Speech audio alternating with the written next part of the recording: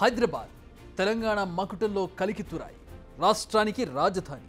అలాంటి హైదరాబాద్ మనకు కాకుండా పోతుందా? హైదరాబాద్ను కేంద్ర పాలిత ప్రాంతం కేంద్రం చేయనుందా? ఏంటి పిచ్చి ప్రశ్న అనుకుంటున్నారా? ఇది నాకు వచ్చిన అనుమానం కాదు, స్వయాన మాజీ మంత్రి బీఆర్ఎస్ కీలక నేత కేటీఆర్ చెబుతున్నమాట. అదేంటో మీరు వినండి.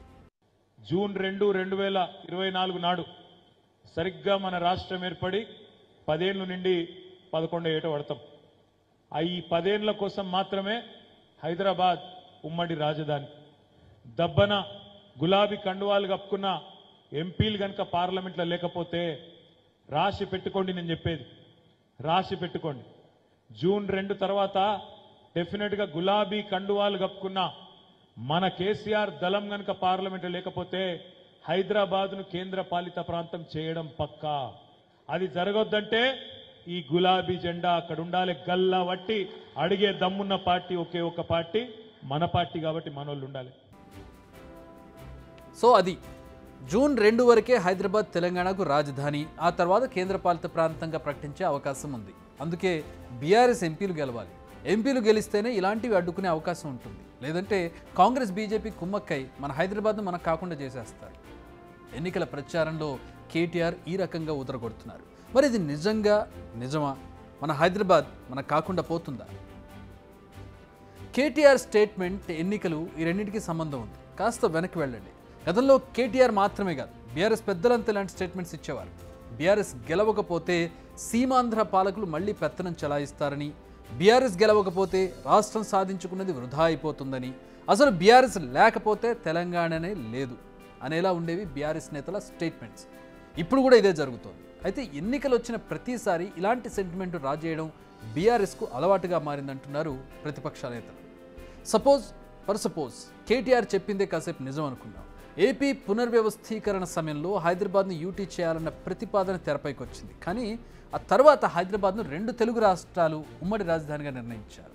10 ఏళ్ల పాటు 2 తెలుగు రాష్ట్రాల రాజధానిగా హైదరాబాద్ను ప్రకటించారు. ఆ గడువు 2024 జూన్తో ముగుస్తుంది, అంటే ఈ జూన్. గత ఎన్నికల సమయంలో కూడా ఇదే ప్రచారం జరిగింది. ఇదే కేసీఆర్కు కాస్త ప్లస్ కూడా అయింది. అప్పుడు మోడీ సర్కార్ యూటీకి సానుకూలంగా ఉందంటూ తెగ చర్చ నడిచింది. కానీ ఏమైంది? ఆ తర్వాత ఇదంతా ఎన్నికల స్టంట్ అని తేలిపోయింది. మళ్ళీ 5 ఏళ్ల తర్వాత ఇదే చర్చ మొదలైంది. అది కూడా సరిగ్గా ఎన్నికల ముందు.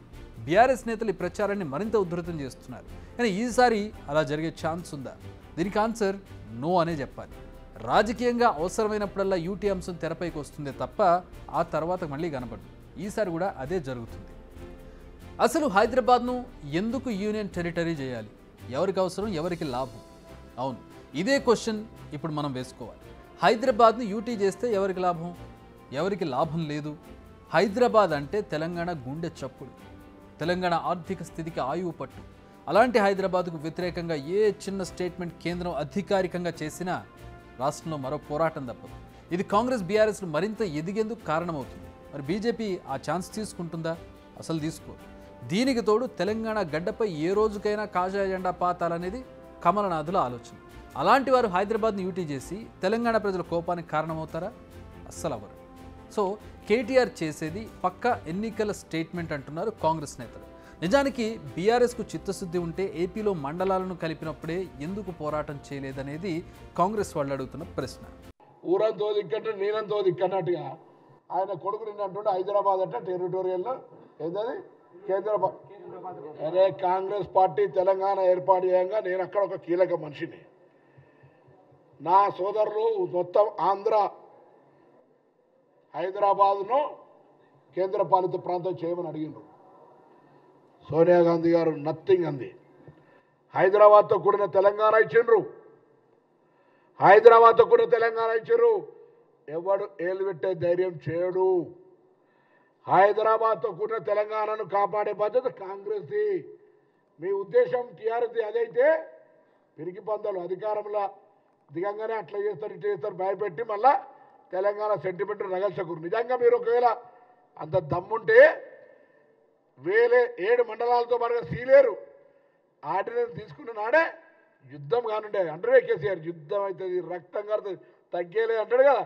ఆనాడు తగ్గకపోతే నువ్వు హీరో ఉండే. ఇప్పుడు అన్నీ అయిపోయాక మళ్ళా జవసత్వాలు ఇట్లా నడవదు. యూటీపై వాదోపవాదనలు ఇలా ఉంటే కేటీఆర్ ఎన్నికల ప్రచారంలో మరో కొత్త ఆశ్చర్యకరమైన వ్యాఖ్యలు కూడా చేశారు. అదేంటో కూడా చూడండి.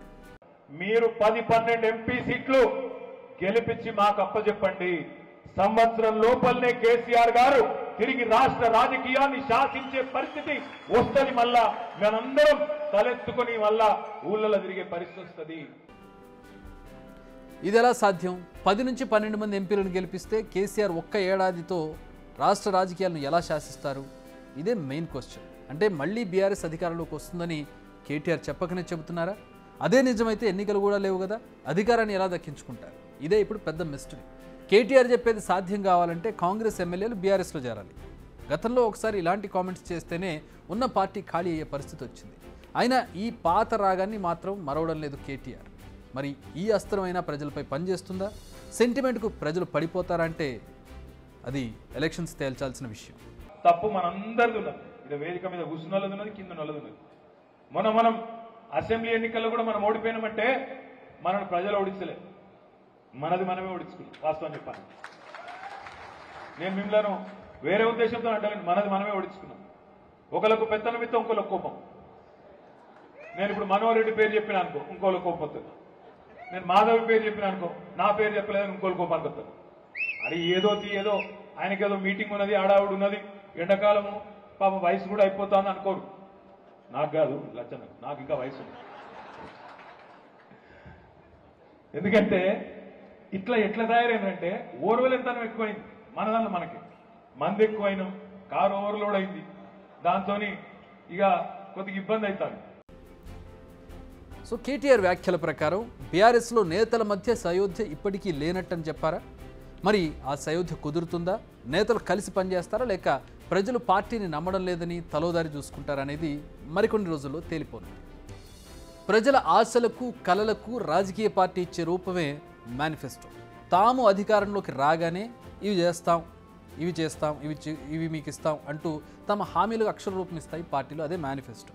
మరి ఏపీలో ఎన్నికలను కురుక్షేత్ర యుద్ధంతో పోలుస్తున్న పార్టీలు ప్రజల ముందు ఏం హామీలు ఉంచాయి? ఇప్పటికే వైసీపీ ప్రకటించిన మేనిఫెస్టోలో ఏముంది? రాబోయే బీజేపీ, టీడీపీ, జనసేన కూటమిలో ఏ హామీలు ఉండబోతున్నాయి? రెండింటి మధ్య తేడాలేంటి? ప్రజలు ఎటువైపు మొగ్గు చూపే ఛాన్స్ ఉంది?